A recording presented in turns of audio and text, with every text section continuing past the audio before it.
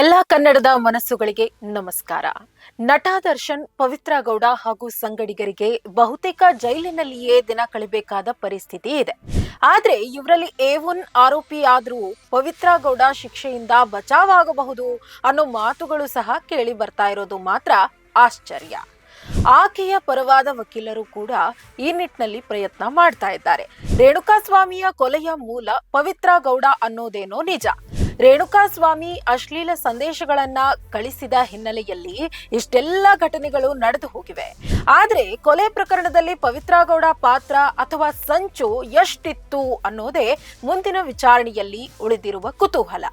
ಇದು ಈ ಕ್ಷಣದ ಕರೆಂಟ್ ಕಂಟೆಂಟ್. ನೀವು ನೋಡ್ತಾ ಇದ್ದೀರಿ ಬಿಬಿ ನ್ಯೂಸ್ ಕನ್ನಡ. ನಾನು ಅಕ್ಷತಾ.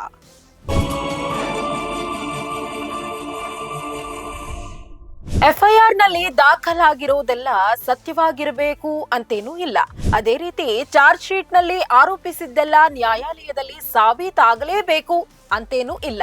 ಹಾಗೆ ರೇಣುಕಾಸ್ವಾಮಿ ಕೊಲೆ ಪ್ರಕರಣದಲ್ಲಿ ಪವಿತ್ರ ಗೌಡ ಮೊದಲನೇ ಆರೋಪಿ ಆಗಿದ್ರೂ ಕೂಡ ಉಳಿದೆಲ್ಲ ಆರೋಪಿಗಳಿಗಿಂತ ಶಿಕ್ಷೆಯಿಂದ ಬಚಾವಾಗುವ ಸಾಧ್ಯತೆ ಹೆಚ್ಚಿದೆ ಅನ್ನೋ ಮಾತು ಸಹ ಕೇಳಿ ಬರ್ತಾ ಇದೆ. ಪೊಲೀಸರು ಕೊಲೆಯ ಸಂಚಿನ ಕಾರಣಕ್ಕೆ ಆಕೆಯನ್ನು ಮೊದಲನೇ ಆರೋಪಿಯಾಗಿ ಮಾಡಿ FIR ಮಾಡಿದ್ರು. ಆದ್ರೆ ಪವಿತ್ರ ಗೌಡ ವಕೀಲರ ಪ್ರಕಾರ ಪವಿತ್ರ ಗೌಡ ಕೊಲೆಯ ಸಂಚಿನ ಭಾಗವಾಗಿರ್ಲೇ ಇಲ್ಲ. ಆಕೆಗೆ ರೇಣುಕಾಸ್ವಾಮಿಯನ್ನು ಕೊಲೆ ಮಾಡಿಸುವ ಉದ್ದೇಶವೂ ಇರಲಿಲ್ಲ. ಆತ ಕೊಡ್ತಾ ಇದ್ದ ಕಿರುಕುಳಕ್ಕಾಗಿ ಅವನಿಗೆ ಶಿಕ್ಷೆ ಆಗಬೇಕು ಅನ್ನೋ ಪ್ರಯತ್ನ ಮಾತ್ರ ಇತ್ತು. ಇದೇ ಕಾರಣಕ್ಕೆ ಪವಿತ್ರ ರೇಣುಕಾಸ್ವಾಮಿಯ ವಿಚಾರವನ್ನ ನೇರವಾಗಿ ದರ್ಶನ್ಗೂ ಹೇಳಿರ್ಲಿಲ್ಲ. ದರ್ಶನ್ಗೆ ಗೊತ್ತಾದ್ರೆ ಅನಗತ್ಯವಾದ ಅನಾಹುತಗಳಾಗುತ್ತವೆ ಅನ್ನೋದು ಪವಿತ್ರಗೂ ಗೊತ್ತಿತ್ತು.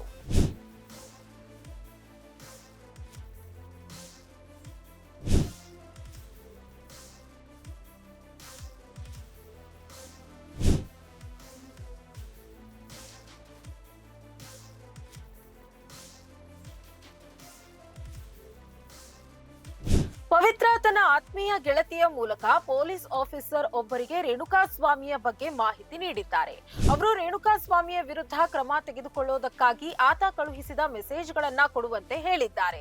ಆಗ ಅದರ ಪ್ರಿಂಟ್ ಔಟ್ ತರೋದಕ್ಕೆ ಪವಿತ್ರ ದರ್ಶನ್ ಜೊತೆಗಿದ್ದ ಹುಡುಗನಿಗೆ ಹೇಳಿದ್ದಾರೆ. ಎಡವಟ್ಟಾಗಿದ್ದೇ ಇಲ್ಲಿ. ಆತ ಹೇಳಿದಷ್ಟು ಕೆಲಸ ಮಾಡದೆ ಒಂದು ಪ್ರಿಂಟ್ ಔಟ್ ಪ್ರತಿಯನ್ನ ದರ್ಶನ್ಗೂ ಕೊಟ್ಟಿದ್ದಾನೆ. ಇಲ್ಲಿಂದ ಪ್ರಕರಣ ಮತ್ತೊಂದು ದಾರಿ ಹಿಡಿದಿದೆ. ರೇಣುಕಾಸ್ವಾಮಿ ಚಿತ್ರದುರ್ಗದವನು ಅಂತ ದರ್ಶನ್ಗೆ ಗೊತ್ತಾಗಿದೆ. ದರ್ಶನ್ ಅಲ್ಲಿನ ತನ್ನ ಅಭಿಮಾನಿ ಸಂಘದ ಅಧ್ಯಕ್ಷನಿಗೆ ಈ ವಿಷಯ ಹೇಳಿದ್ದಾರೆ.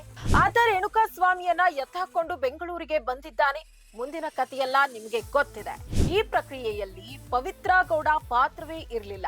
ನಂತರ ಪವಿತ್ರ ರೇಣುಕಾಸ್ವಾಮಿಯನ್ನ ಕರೆದುಕೊಂಡು ಬಂದ ವಿಷಯ ಗೊತ್ತಾಗಿ ದರ್ಶನ್ ಜೊತೆಗೆ ಶೆಡ್ಗೆ ಹೋಗಿ ಆತನನ್ನ ನೋಡಿರಬಹುದು.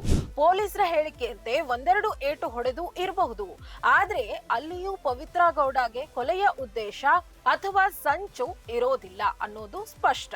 ಪವಿತ್ರ ಗೌಡ ಅಲ್ಲಿಂದ ಹಿಂತಿರುಗಿದ ನಂತರ ದರ್ಶನ್ ಗ್ಯಾಂಗ್ ಹುಚ್ಚಾಟಕ್ಕೆ ರೇಣುಕಾಸ್ವಾಮಿ ಜೀವ ಹೋಗಿರಬಹುದು.